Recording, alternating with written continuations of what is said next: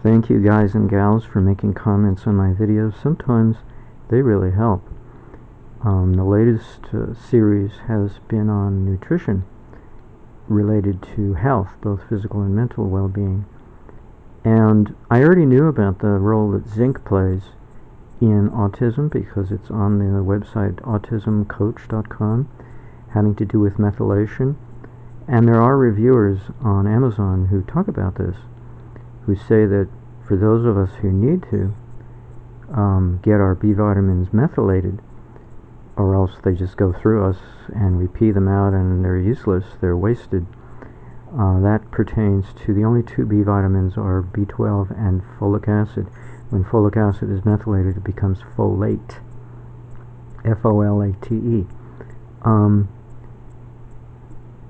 But this methylation issue, zinc is involved, and I looked up absorbability of zinc, and zinc gluconate is only 70% absorbable, and zinc acetate is 100% absorbable.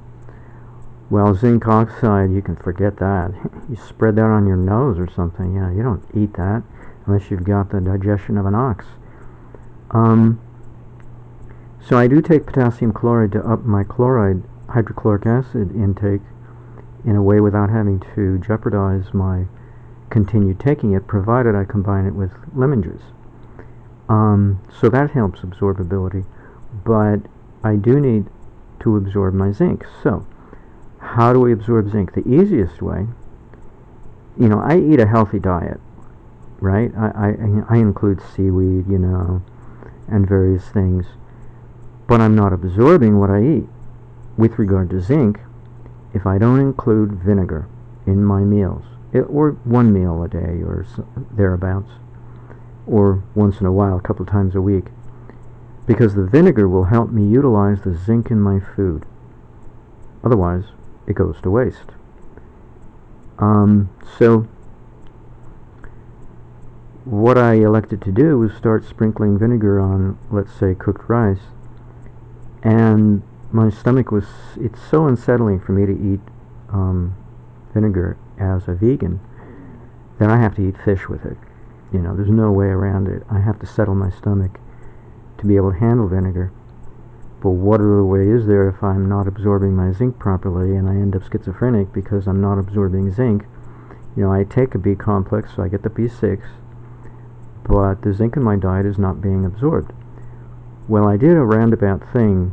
I ordered some zinc lozenges that are based on zinc acetate, and I may think of ordering zinc acetate powder through Amazon. But in the meantime, I don't have extra money to do this, but I do have raw apple cider vinegar, Bragg's apple cider vinegar, and I do have these zinc rods that are very pure zinc. I got them from megabiz.com, I think it's called, in which they use the galvanic response between a pure zinc rod and a pure section of copper pipe. They're placed on either side of the testicles to boost testosterone production. So I bought a whole bunch of them some years ago, 4 years ago in fact, and I made a few videos about it, but I couldn't think what else to do with them, and I tried using the zinc rod instead of silver or alongside silver to make something similar to colloidal silver with my colloidal silver generator, but it didn't work. But now I'm thinking with the ionic approach that I take to silver, namely I put a piece of silver wire in the bottom of my drinking water and then put various salts or acids in there to help eat away at the silver to create some silver ions in a small amount. Why don't I do the same thing with the zinc rod? So I have apple cider raw vinegar in a small container, and I put the zinc rod in there, and then I sprinkled a little bit of that vinegar on my food. So I have a roundabout way in the interim of getting zinc supplements in the acetate form to not only add vinegar to my diet so I can absorb the zinc that's already in my food, because like seaweed contain between 1 and 2 milligrams of zinc. That's a lot of zinc, if you're starving for zinc. But can you absorb it? And I even have zinc gluconate tablets 50 milligrams, I believe. But at best, they're 70% absorbable, and at worst, God only knows. So I take them now so that at least the zinc gluconate is in my gut, and then to help me absorb it, I'll have a meal with a little vinegar, and then I can boost my absorbability of that zinc gluconate. So that's what I'm doing currently. And I do find an improvement in a sense, because, well-being overall, it's nice. So it's funny that for lack of vinegar, a person should suffer. And I was thinking, what helped me think about this was the memory of what I read online about how silver was used by the wealthy back in the day of the bubonic plague that prevented them from coming down with the bubonic plague. They stored their 4 beverages in silver urns: water, wine, milk, and vinegar. And it's the vinegar that would have probably the most amount of silver content of all those 4 beverages, I'm assuming. I don't think alcohol is going to produce much silver ions, but vinegar, oh boy. So, but I thought to myself, why would vinegar be so important to the diet of ancient peoples, semi-ancient peoples? What's so special about vinegar? It's the end product of the fermentation of wine. Most people, I can understand, they want to have a little wine with their meal to help them relax, but why vinegar? Vinegar's weird. As a vegan, it poses a challenge for its weirdness. I can appreciate grapefruit and the tartness of lemon, but vinegar? That's really weird. But now I see. It's to help people absorb the zinc in their diet. Otherwise, the zinc that they consume will go to waste. They'll poop it out, and they won't even get to pee it out because it won't even enter the bloodstream. It'll just stay in their gut. Zinc's not that easy. That's why we use to absorb. That's why we use zinc oxide on our nose. You see the lifeguard with the white coating on his or her nose. That's zinc oxide, because it's not that easy to dissolve zinc, especially oxide. So it makes a good sunblock.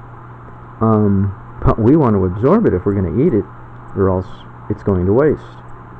So that's my latest ideas on nutrition, and it's working out pretty good. And the other thing is, I'm staying away from gluten at the moment. I'm giving myself a break. I know I'll never stay away from it forever. I am staying away from sugar, except when I have cereal. When I have cereal, I have water with ground brown flaxseed, and then to sweeten it, I use licorice root, true licorice, not the licorice candy. And that is kind of sweet, and that does mess me up. And one of the symptoms of this condition that starts with the letter P, Y, I can't remember the full name of the thing. It kind of is similar to the name pyorrhea, but it's not. It's something else. They actually list sugar sensitivity, and I thought, oh, that's me. I love my vegetables, but oops, I can't even eat stewed apples. My God, the sugar content is ferocious. Ferocious? Horrendous. Ferocious. I'm like Lewis Carroll. I'm making new words out of combining words. Whatever. Ferocious. Ferocious and horrendous is ferocious.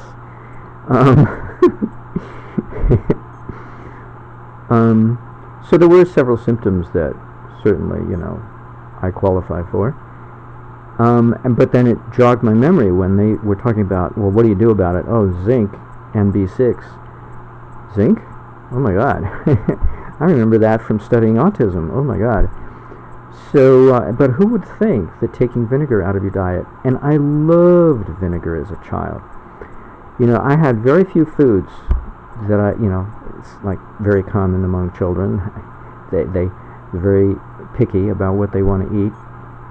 Well, I drank a lot of milk. I ate a lot of cookies.